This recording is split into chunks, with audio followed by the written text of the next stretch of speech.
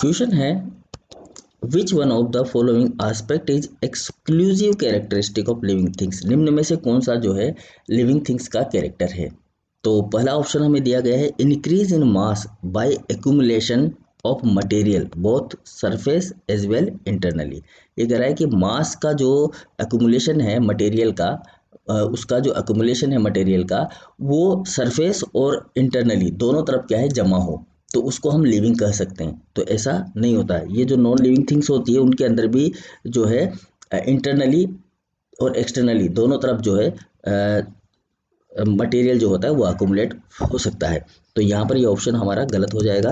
दूसरा है isolated metabolic reaction occur in vitro. तो ये जो होती है ये केवल हम लेबोरेटरी के अंदर परफॉर्म कर सकते हैं और ये नॉन लिविंग थिंग्स के अंदर भी हम कर सकते हैं। जैसे कि दो केमिकल मिला दिए हमने और उनसे भी हम मेटाबॉलिक रिएक्शंस जो होती है उनको परफॉर्म कराया जा सकता है। तो ये भी हमारा ऑप्शन गलत हो गया। तो ये भी नॉन लिविंग थिंग्स से रिलेटेड है।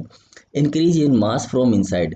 देखिए अभी हमने बात की कि केवल इंक्रीज इन मास इनसाइड के आधार पर, हालांकि ये लिविंग का जो है पार्ट है कि हम उसी थिंग को लिविंग बोल सकते हैं जो कि अंदर से अपने मास को इंक्रीज करता है, लेकिन इसके अलावा इसमें कोई इफेक्टिव जो है आंसर नहीं दे रखा, तो वो तो नॉन लिविंग भी करता है इंक्रीज ऑफ मास तो इंटरनली, ठीक है।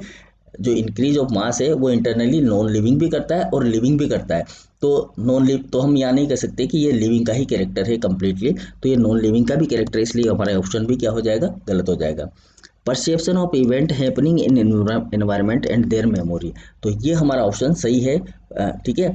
परसेप्शन ऑफ इवेंट हैपनिंग, जो भी एनवायरनमेंट के अंदर कोई भी घटना घटती है तो वो जो ऑर्गेनिज्म होता है उसको अपनी मेमोरी में लेता है और उसके अकॉर्डिंग जो है अपना रेस्पॉन्स देता है। तो सही आंसर क्या हो जाएगा, हमारा हो जाएगा डी। जबकि जो नॉन लिविंग होता है वो एनवायरनमेंट की इस तरह की जो हैपनिंग होती है, कोई भी एनवायरनमेंट इफेक्ट होता है तो वो उसकी मेमोरी के आधार पर अपना कोई रेस्पॉन्स नहीं देता है। तो यहाँ पर ये रेस्पॉन्स से रिलेटेड है।